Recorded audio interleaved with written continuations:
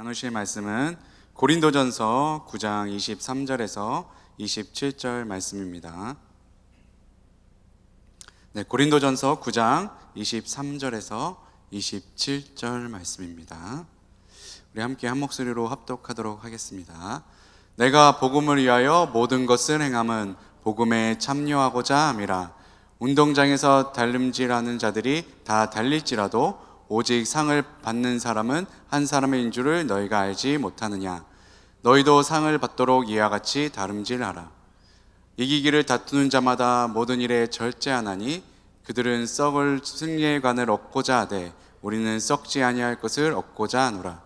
그러므로 나는 다름질하기를 향방 없는 것 같이 아니하고 싸우기를 허공을 치는 것 같이 아니하며 내가 내 몸을 쳐 복종하게 함은 내가 남에게 전파한 후에 자신이 도리어 버림을 당할까 두려워함이로다. 아멘. 네, 오늘 말씀의 제목은 복음을 위하여라는 말씀의 제목으로 우리 함께 말씀을 나누도록 하겠습니다. 네, 오늘 본문 말씀을 보면 사도 바울이 복음에 대해서 어떤 마음을 가지고 어떠한 자세로 복음을 대했는지에 대해서 우리가 살펴볼 수가 있습니다. 성경 인물 중 가장 위대한 복음 전도자가 누구예요? 바로 사도 바울이잖아요. 이 사도 바울의 복음 전하는 자로서의 이 사도 바울을 우리가 따라가는 여러분들이 되었으면 좋겠습니다. 오늘 본문 말씀은 사도 바울이 여러 가지 문제로 계속 다투고 분쟁이 일어나는 고린도 교회에게 편지한 내용입니다. 그리스도인으로서 복음을 전하는 데 힘써야 될 교인들이 계속 분쟁하고 다투고 싸우는 거예요. 그래서 당부하고자 그들에게 편지를 보내게 됩니다. 그 당시에 고린도 지역은 고린도 운하가 있었어요. 해상 교통의 중심지였습니다. 사진 한번 보여주세요. 네, 고린도 운하의 사진 보여주세요. 네, 이렇게 생겼어요. 양쪽으로 이렇게 땅을 이렇게 파내가지고 물길을 열었습니다. 그래가지고 배들이 지나다닐 수 있도록 그렇게 운하를 건설을 했습니다. 그 당시에. 그래서 지중해에 있는 아시아에서 지중해 지역으로 무역상들이 여기를 지나가야만 했어요. 최단 시간으로 지나가야 더 자기들의 이문이 많이 남았기 때문에 고린도 운하를 이용해야만 했습니다. 그래서 많은 배들이 이 고린도 운하를 이용했습니다. 그래서 해상 교통의 중심지여 또 많은 사람이 모이니까 어때요? 물질로도 풍요로운 곳이었습니다. 부족한 것이 없는 곳이었어요. 그런데 이제 지금도 뭐 그러지만 지금도 항구 도시는 되게 영적으로 힘든 지역이에요. 왜냐하면 배를 타고 나가는 자신의 뭐 남편이 될 수도 있고 아버지가 될 수도 있고 그렇잖아요. 그리고 자녀가 될 수도 있고 그들의 안전을 기하기 위해서 수많은 무당들 그리고 신들을 모시고 그들 앞에 절하고 그런 곳이 항구 도시입니다. 여기 고린도 지역도 마찬가지였어요. 수많은 그 신들을 섬기는 우상 숭배하는 그런 지역이었습니다. 그리고 번성했던 곳이기 때문에 2년마다 올림픽처럼 운동 경기가 열리는 아주 큰 경기가 열리는 그런 지역이었어요. 그래서 2만 명이나 수용할 수 있는 야외 극장도 있는 정도로 그렇게 잘 사는 도시였습니다. 그리고 이 고린도 지역에 아프로디테 신전이 있었어요. 아프로디테 신전이 어떤 여신이죠? 그리스 그 신화에서 나올 때 사랑의 여신이잖아요. 사랑의 여신. 그 아프로디테 신전을 섬기는 여사제가 1000명이 있었어요. 1000명이. 그 1000명이 아프로디테 신전에서 제사를 드리고 그런 지역이었습니다. 그렇게 고린도 지역은 겉으로 봤을 때는 너무 잘 사는 도시고 번성한 도시였지만 반대로 우상 숭배가 제일 심하고 가장 음행하던 곳이 바로 고린도 지역이었습니다. 고린도 그 바울 기념교회가 있어요. 네, 한번 보여주세요. 네, 저게 이제 고린도 교회를 기념해서 사도 바울을 기념해서 세운 교회입니다.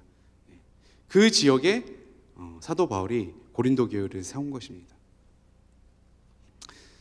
이 고린도 지역은 그래서 우상 숭배가 가장 심했고 음행이 가장 심했고, 또 한 가지가 문제가 뭐였냐면 자유를 강조하다 보니까, 세상의 그 진리를 따라 그런 이성과 자유를 중시하다 보니까 자신들의 권리가 되게 중요시했어요. 자신의 의견, 자신의 뜻, 이것이 되게 중요했습니다. 그걸 되게 주장을 했어요. 이 문제가 고린도 교회 안에서도 똑같이 일어났습니다. 그래서 분파가 생겼어요. 여러분들이 잘 아시는 바울파, 그죠? 아볼로파, 게바파, 그리고 그리스도파. 한 교회 안에 네 파로 나눠가지고 서로 자기의 주장이 맞다고 싸웠습니다. 바울을 따르던 자는 바울파, 아볼로는 바울의 이제 후임으로 온 고린도 교회의 담임 목사였어요. 그렇게 생각하시면 돼요. 아볼로를 따르는 아볼로파. 또 여기는 게바가 누구예요? 베드로잖아요. 베드로를 따르는 베드로파. 여기는 또 우리는 그리스도만 따른다 해서 또 그리스도파. 이렇게 파별로 이렇게 서로의 권리를 주장하고 서로의 뜻이 맞다고 교회 안에서 서로 싸우기 바빴어요. 이에 사도 바울이 그들에게 말하기를, 우리는 바울의 이름으로도 아볼로의 이름으로도 게바의 이름으로 우리는 침례를 받은 사실이 없다라고 얘기를 합니다. 우리는 오직 예수 그리스도의 이름으로 침례를 받았고 예수 그리스도의 십자가로 말미암아 우리는 구원을 받았다. 이것을 강력하게 고린도전서 1장부터 주장하고 있습니다. 고린도전서 1장 18절 우리 함께 한 목소리로 읽겠습니다. 시작. 십자가의 도가 멸망하는 자에게는 미련한 것이요 구원을 받는 우리에게는 하나님의 능력이라. 아멘.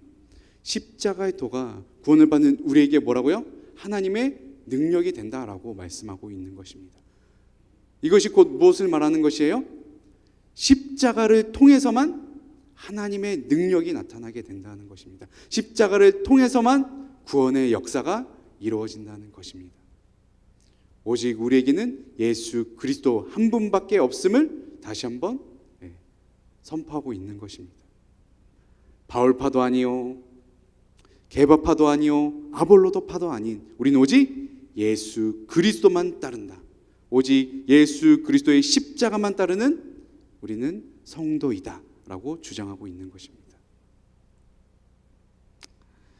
그렇게 예수 그리스도로 말미암아 그 복음으로 말미암아 우리는 구원을 받게 되었습니다.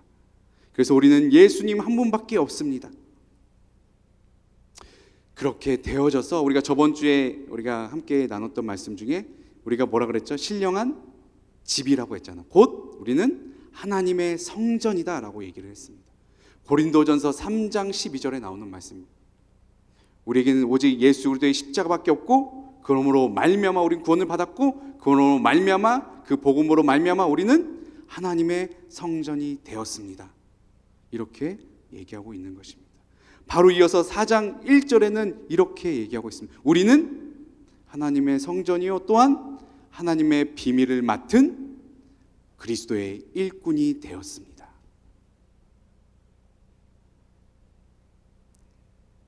우리에게 무엇만 있다고요? 오직 예수 그리스도의 십자가, 그 십자가로 말미암아 우리는 구원을 얻었고 하나님의 성전이 되었고 그리스도의 일꾼이 되었다는 사실입니다. 이 사실을 믿으시는 여러분들이 되시길 예수님의 이름으로 축원드립니다. 이렇게 사도 바울이 외쳤지만 당시의 고린도 교회 교인들은 세상의 그 풍조에 휩쓸려 버렸어요. 완전히 휩쓸려 버렸어요. 아까 말씀드렸던 음행, 우상 숭배에 가장 앞장서던 자들이 바로 고린도 교회에 있는 주도권을 가지고 있는 리더들이었어요. 그래서 사도 바울은 이렇게 얘기를 합니다. 음행을 저지르는 자들과 사귀지 말라. 그들을 내쫓아 버리라 라고 말씀하고 있습니다. 아까 전에 아프로디테 신전에 여사제가 몇 명 있었다고 그랬죠? 1000명. 그 1000명이 왜 있었을까요?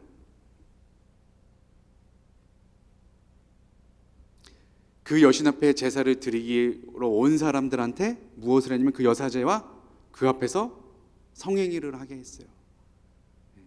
그렇게 음행을 저질렀습니다. 근데 고린도 교회 교인들의 주도권을 가진 리더들도 그렇게 했다는 것입니다. 그거를 정당화했어요. 수많은 불법들을 행했습니다. 수많은 불의들을 행했어요. 그래서 고린도전서 6장 9절에서 10절은 불의한 자들에 대해서 이렇게 얘기하고 있습니다. 불의한 자가 하나님의 나라를 유업으로 받지 못할 줄을 알지 못하느냐. 미혹을 받지 말라. 음행하는 자나 우상 숭배하는 자나 간음하는 자나 탐색하는 자나 남색하는 자나 도적이나 탐욕을 부리는 자나 술 취한 자나 모욕하는 자나 속여 빼앗는 자들은 하나님의 나라를 유업으로 받지 못하리라.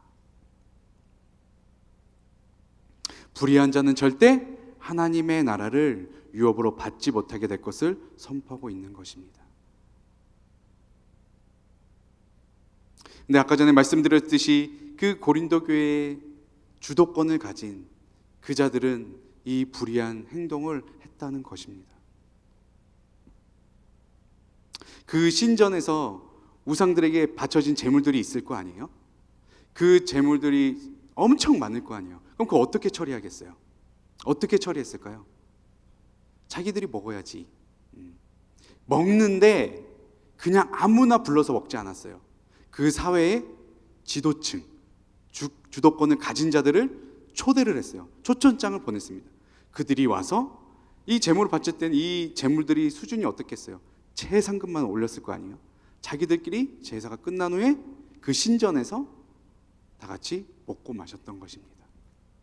근데 고린도 교회 그 주도권을 가진 그들도 그 초대에 응했을까요? 안 응했을까요? 당연히 그들은 불의를 행한 자들이었기 때문에 그 초대에 응했다는 것입니다. 그럼 사람들이 지적질할 거 아니에요. 아니, 교회를 다니는 주도권을 가진 자들이 성도들의 리더들이 어떻게 이방 신전에 가서 이방 신에게 바쳤던 제물을 먹을 수가 있습니까? 라고 손가락 했을 때 그들이 어떻게 주장했을까요? 내가 지식으로는, 내 머리로는, 그러니까 내가 생각하는 거는 나에겐 오직 하나님밖에 없습니다. 나는 하나님 한 분만을 섬기고 있습니다 라고 생각하고 가서 그것을 먹는다 라고 얘기했다는 것입니다. 나는 절대 그 주도권, 지도층들에게 허락한 이 권리를 절대 빼앗길 수 없습니다. 그것을 하기 위해서 그래도 나는 내 생각으로는 절대 우상 숭배하는 자가 아닙니다.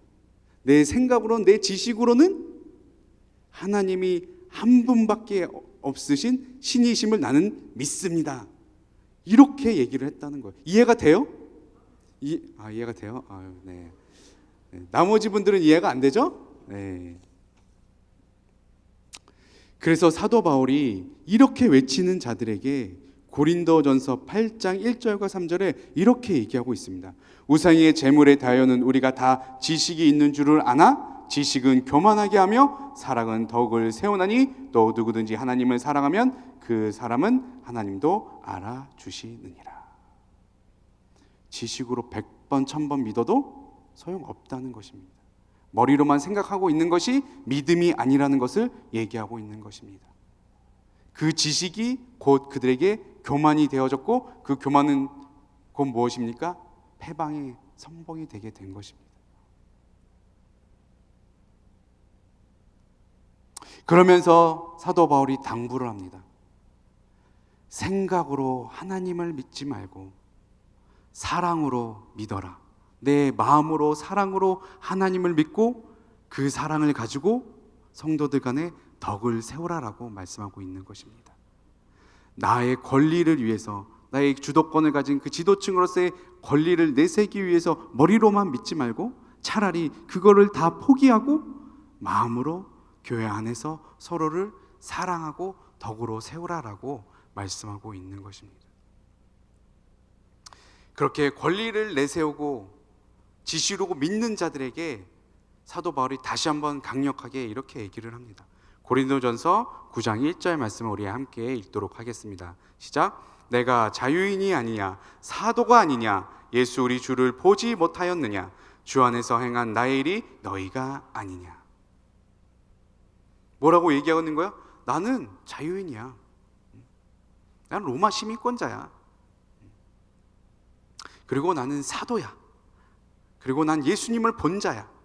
그리고 무엇보다도 주 안에서 너희들을 위해서 교회를 세우고 너희들을 위해서 일한 자이다. 이 중에 너희들보다 내가 더 권리가 있는 자이다 라고 얘기를 하는 것입니다. 너희들이 교회의 지도자로서 권리를 지금 내세우고 있지만 난 너희들보다 더 큰 권리가 있다. 하지만 나는 그 권리를 오직 복음을 위하여 다 버리겠노라 라고 지금 얘기하고 있는 것입니다. 여러분들에게는 어떠한 권리가 있습니까? 어떠한 권리가 여러분들에게 주어졌습니까? 세상 속에 나아갔을 때 주어진 권리가 여러분들에게 어떤 것들이 있습니까? 얼마나 그런 권리들이 여러분들을 내세우고 높일 수가 있을까? 또 돌이켜서 우리 교회 안에서의 또 주어진 권리가 여러분들을 얼마나 세우고 얼마나 여러분들을 높여주고 있습니까?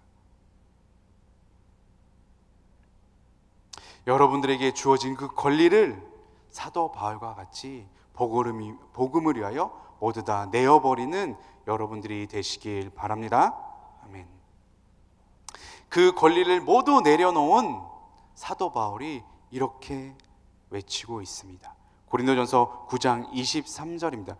사도 바울의 고백이 나의 고백이 되는 마음으로 우리가 한 목소리로 읽도록 하겠습니다. 시작. 내가 복음을 위하여 모든 것을 행함은 복음에 참여하고자 함이라. 아멘. 내가 복음을 위하여 모든 것을 행하겠습니다 라고 고백하는 여러분들이 되었으면 좋겠습니다.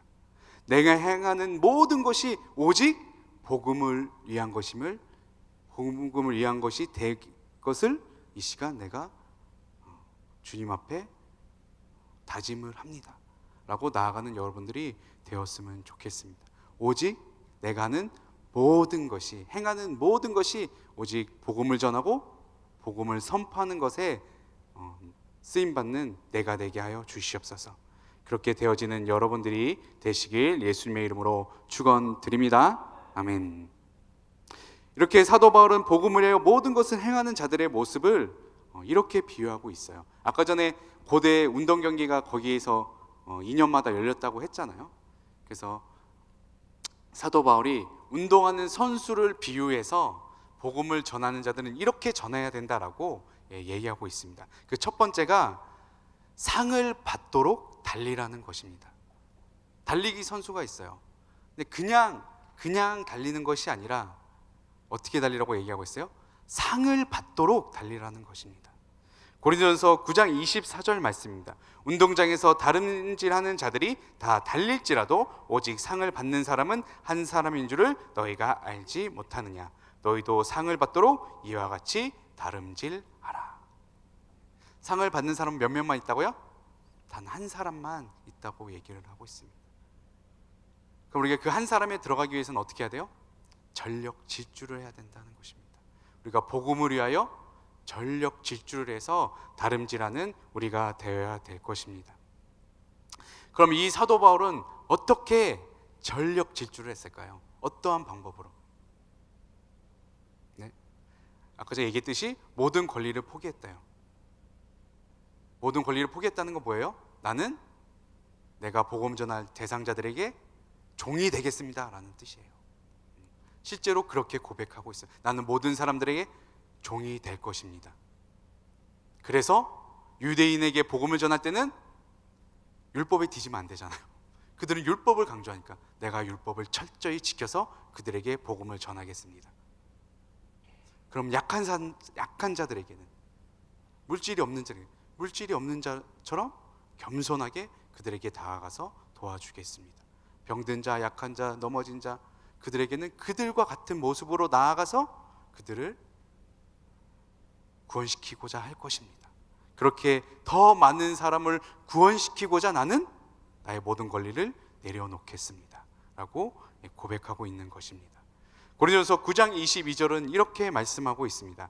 약한 자들에게 내가 약한 자와 같이 된 것은 약한 자들을 얻고자 하며, 내가 여러 사람에게 여러 모습이 된 것은 아무쪼록 몇 사람이라도 구원하고자 함이니, 이렇게 말씀하고 있는 것입니다. 이게 사도 바울에게는 전력 질주하는 모습이었다라고 얘기를 하고 있는 것입니다.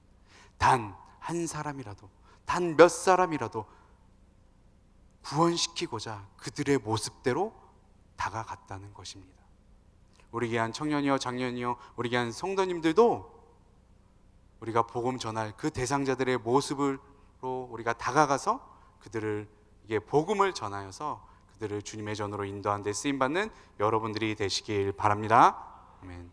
자, 두 번째는 이렇게 얘기하고 있습니다. 우리 함께 읽겠습니다. 시작.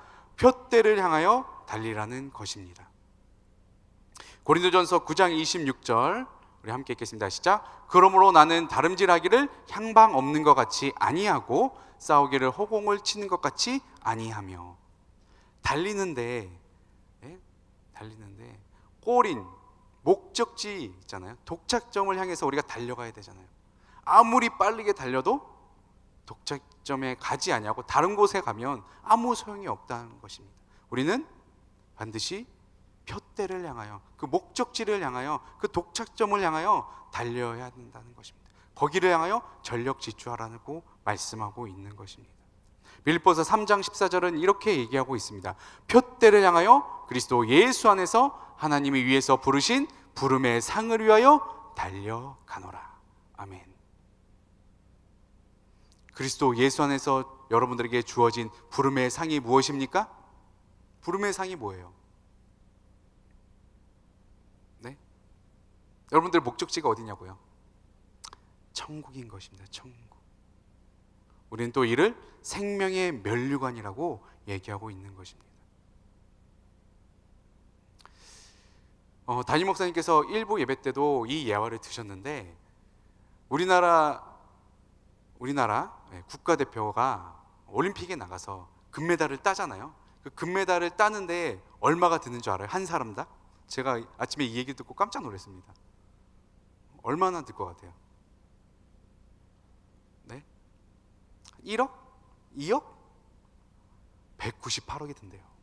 198억. 그 금메달 하나를 따게 하기 위해서 수많은 투자를 한다는 것입니다.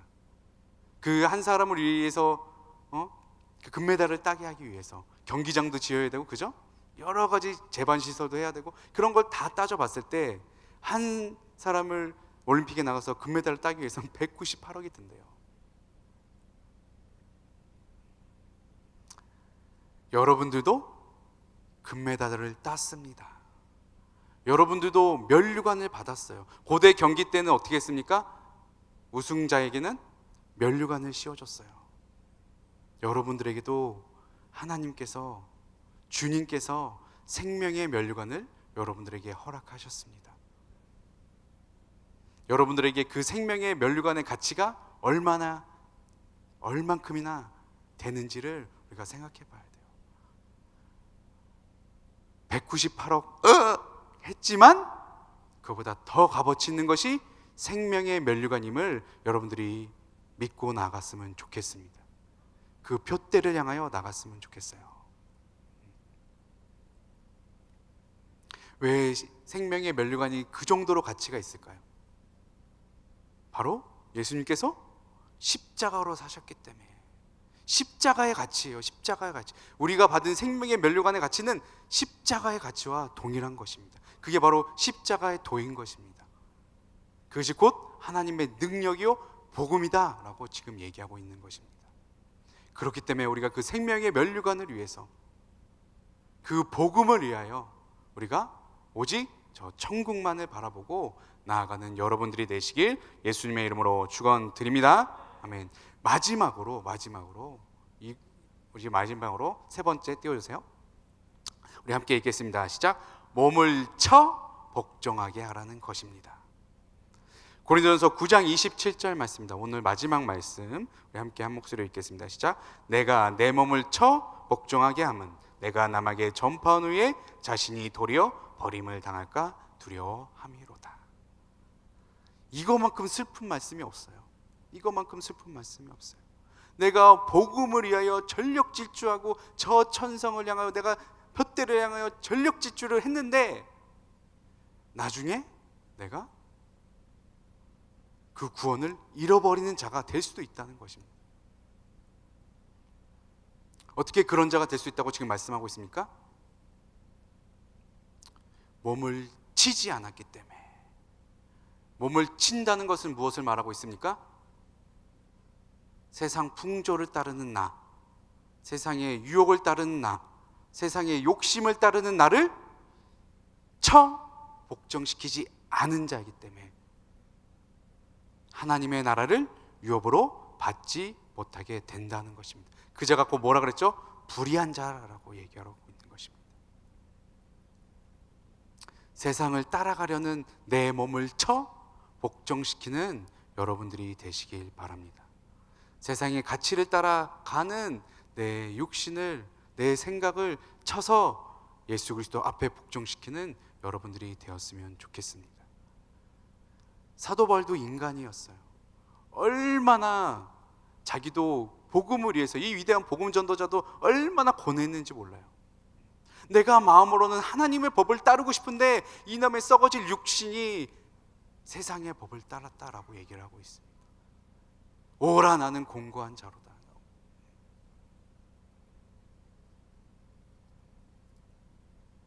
여러분들도 여러분들의 생각과 육신이, 내 영혼이 세상을 따라가고 있다면 쳐서 복종시키시기 바랍니다. 십자가 앞에 복종시키는 여러분들이 되시길 바랍니다. 담임 목사님께서 1부 예배 때 이 예화도 하셨는데요, 세상의 가치가 0이에요. 세상의 가치가 0. 예수님은 1이에요. 자, 세상의 가치를 이제 시작합니다. 00000000000 하다가 마지막에 1을 붙여요. 그럼 숫자가 몇이에요? 1. 그냥 1이에요. 자, 이제 예수님을 가장 먼저 우리가 우선순위로 두는 거야. 1. 그 다음에 세상 가치 0을 붙이십시오. 000000000 어떻게 돼요? 10, 100, 1000, 만, 수없는 숫자가 되는 거예요. 누가 1이 됐을 때? 예수 그리스도가 1이 되었을 때에 그렇게 되어진다는 것입니다. 세상의 가치를 아무리 예수님보다 앞세워 봐야 1이에요. 하지만 예수님을 가장 앞에 앞세우면 그 다음에는 세상의 가치를 아무리 갖다 붙여도 계속 늘어나는 거예요. 예수님이 계속 복을 주시니까. 하나님께서 인간을 만드신 후에 그 다음에 뭘 말씀하셨어요? 복을 주시되, 그들에게 복을 주시되, 세상에서 가난하게 살라고 말씀하지 않습니다. 하나님과 예수님을 제일 우선시로 두면 세상에서도 마음껏 축복해 주시겠다라고, 마음껏 누리게 하시겠다라고, 충만하게 하시겠다라고 말씀하고 있는 것입니다. 여러분들도 예수님을 가장 앞세우는 여러분들이 되시길 예수님의 이름으로 축원드립니다. 그렇게 되어져서 하나님 앞에 놀랍게 축복받고 은혜 받는 여러분들이 되셨으면 좋겠습니다. 이제 말씀 우리가 마지막으로 한 말씀만 우리가 찾아보고 마치도록 하겠습니다. 고린도전서 9장 아까 전에 펴셨죠? 고린도전서 9장 14절입니다. 이거는 자막 안 띄워질 거예요. 9장 14절. 네, 우리가 이렇게 살아야만 합니다. 예수님을 가장 앞세우는 자들의 고백이 바로 이 고백이 돼야만 할 것입니다. 고린도전서 9장 14절 함께 읽겠습니다. 시작. 이와 같이 주께서도 복음 전하는 자들이 복음으로 말미암아 살리라 명하셨느니라. 아멘. 복음으로 말미암아 사는 우리 귀한 청년이요 장년이요 우리 귀한 성도님들이 되시길 예수님의 이름으로 축원드립니다. 아멘.